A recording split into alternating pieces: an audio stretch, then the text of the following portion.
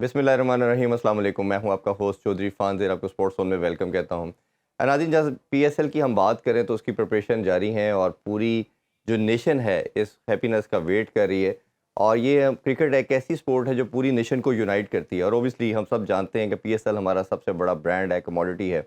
और उस हवाले से 17 फरवरी से इसका आगाज़ होगा। दूसरी जो एक बड़ी अपडेट आज की है कि अभी सोर्सेज के मुताबिक कि मोहम्मद हफीज़ के हवाले से है, वो एज ए डायरेक्टर टीम काम कर रहे थे। बट अभी जो सोर्सेज के मुताबिक हमें इंफॉर्मेशन मिली है कि उनके साथ जो आगे फर्दर पीसीबी काम नहीं करना चाहते और उनको ओहदे से हटाने का फैसला किया गया है। आल दो के इनका जो कॉन्ट्रैक्ट था ये ख़त्म हो चुका था 15 दिसंबर पे, बट टीम के साथ ट्रैवल कर रहे थे और वो कंटिन्यू काम कर रहे थे। और एक दफ़ा फिर से फ़ॉरेन कोचेज़ के हवाले से बात की जा रही है। ये सबसे बड़ा अलमिया है कि जब हम बात करते हैं अकाउंटेबिलिटी की, किसी को लेके चलने की, तो हमें देखा जाता है कि ये कभी किसी को फेयर रन नहीं दिया जाता। वो ठीक काम करता है या नहीं करता, अकाउंटेबिलिटी तो बात की बात है, बट हम देखते हैं कि लंबा जो टाइम है वो सर्व नहीं कर पाते लोग। जिस तरह हमने बात की कि किसी भी ऑर्गेनाइजेशन के हवाले से जब बात की जाती है तो उसमें जो भी आपका बंदा स्टेक होल्डर है, वो जो काम कर रहे हैं, उसको एक फेयर रन मिलना चाहिए।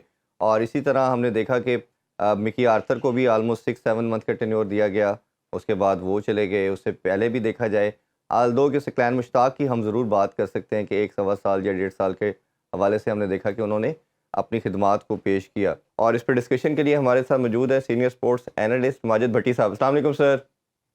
जी, वालेकुम सलाम इरफान साहब। बहुत शुक्रिया सर आपके टाइम का। सर अभी आज की जो सबसे बड़ी अपडेट है वो मोहम्मद हफीज़ के हवाले से है।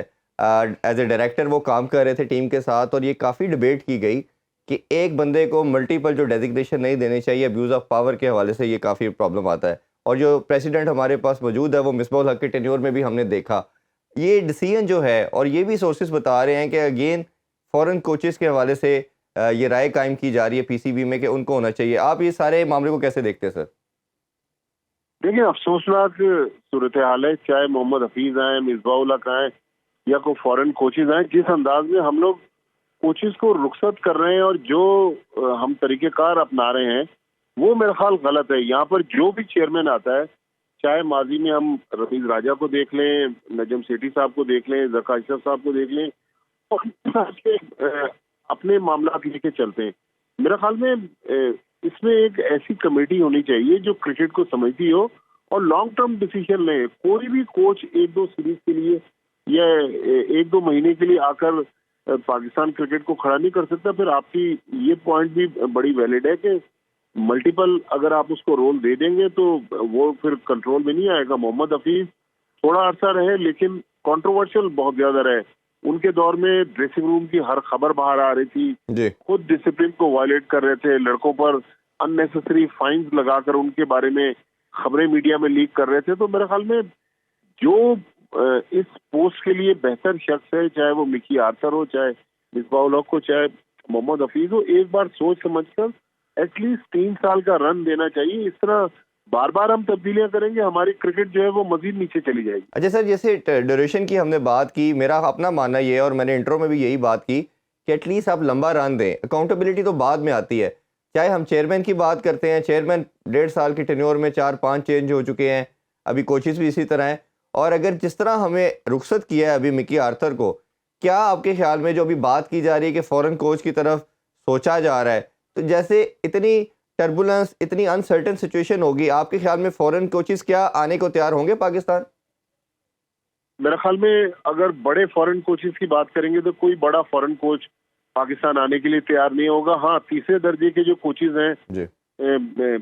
साउथ अफ्रीका के, जिम्बाब्वे के या किसी और गैर मुल्की कोच को तो हम पाकिस्तान ला सकते हैं। लेकिन वाकई जो मिकी आर्थर के साथ हमने किया, अगर मिकी आर्थर ही पाकिस्तान टीम के साथ ऑस्ट्रेलिया चले जाते तो उनको हटाने के लिए हमारे पास एक वैलिड रीजन होता है। लेकिन जो आपका सवाल है कि बड़े कोच, मुझे नहीं लगता कि दुनिया के जो बड़े कोच है, अगर टॉम मोडी को लाना चाहें, रिकी पॉन्टिंग को लाना चाहें या इंग्लैंड से किसी बड़े कोच को लाना चाहें, पाकिस्तान में जो अनसर्टेनिटी है कोई आने के लिए तैयार नहीं होगा। क्योंकि आज मैं ये भी थोड़ी देर पहले पढ़ रहा था कि यहाँ तो जो इंडियन टीम है वो भी चैंपियंस ट्रॉफी में आने के लिए रिलेक्टेंट है।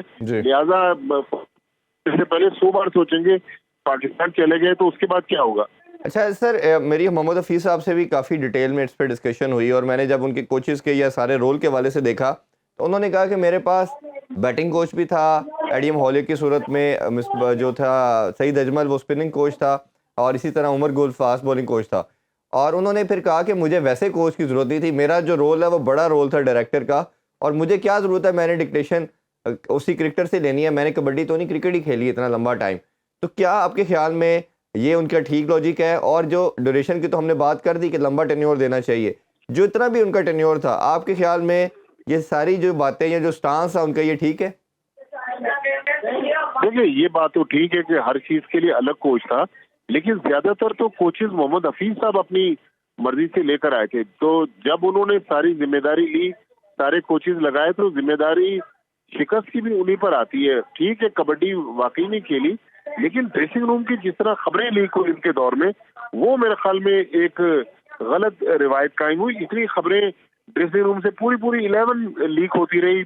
ये मेरे ख्याल में मोहम्मद हफीज ने गलत प्रेसिडेंट सेट किया, इससे पाकिस्तान क्रिकेट को नुकसान पहुंचा।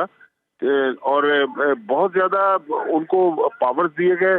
उस पावर्स में रहकर अगर पाकिस्तान टीम रिजल्ट प्रोड्यूस कर देती तो किसी को एतराज नहीं होता, लेकिन चूंकि रिजल्ट नहीं टीम ने दिए, इसलिए फिर अकाउंटेबिलिटी नहीं ना सही, लेकिन उनको रुखसत करने का फैसला मेरा नहीं ख्याल गलत है। और जब बात करते हैं हम क्रिकेट में, तो ओबियसली जहाँ टेन्योर की बात की जाती है, दूसरी चीज़ों के हवाले से बात करते हैं, तो मोहम्मद हफीज़ के क्रेडिट में ये भी कहा जाता है कि उन्होंने प्लेयर पावर को ब्रेक किया, और ये जो सेंट्रल कॉन्ट्रैक्ट के साथ जो लीग का मसला है, इसको कहीं ना कहीं सॉर्ट आउट होना है। और अभी जिस तरह हमने देखा, हम मोहम्मद आमर की बात करते हैं, इमाद वसीम की बात करते हैं, और काफ़ी लंबी एक फहरिस्त है जो फ्यूचर में हमें सुनने को मिल रहा है कि शायद ये लड़के इंटरनेशनल क्रिकेट से रिज़ाइन करके लीग क्रिकेट की तरफ आएँ। तो मेरा ख्याल है कि जो अभी पहली प्रायोरिटी के ऊपर मोहसिन नकवी साहब की अप्रोच होनी चाहिए, उनको चाहिए कि किसी तरह कोई ऐसी लेजिस्लेशन करें पीसीबी के आइन के अंदर, और इन सेंट्रल कॉन्ट्रैक्ट के अंदर इन टर्म्स कंडीशन को डिफाइन करें कि लड़के कितनी लीग खेल सकते हैं, ताकि कोई एम्बिग्युइटी ना रहे, और जो लड़का डोमेस्टिक खेल के टीम में आता है उसको वैल्यू का पता हो कि पाकिस्तान को मैंने सर्व करना है, और लंबे टाइम के लिए अगर कोई खेलना चाहता है तो अपने कंट्री को सर्व करे, जिसकी प्राइम एग्जांपल हम ऑस्ट्रेलिया में देखते हैं। और जिस तरह वो वुमेन टीम का वर्ल्ड कप जीता, अंडर 19 का जीत चुके हैं, मेन का उन्होंने वर्ल्ड कप जीता लास्ट ईयर, तो हर तरह डोमिनेंस उनकी क्यों आई है, ये आपके पास एक एग्जांपल है जिसको हम obviously as a role model समझते हुए फॉलो कर सकते हैं। अभी आपसे जी इजाज़त चाहते हैं, इंशाल्लाह पीएसएल की ट्रांसमिशन में आप लोगों से दोबारा से मुलाकात होगी, और इस दफ़ा पीएसएल में हमारे साथ स्पेशल गेस्ट भी होंगे, और आप लोग इसको ज़रूर देखिए, एंजॉय कीजिएगा। अपना ख्याल रखें। अल्लाह हाफिज़। पाकिस्तान जिंदाबाद।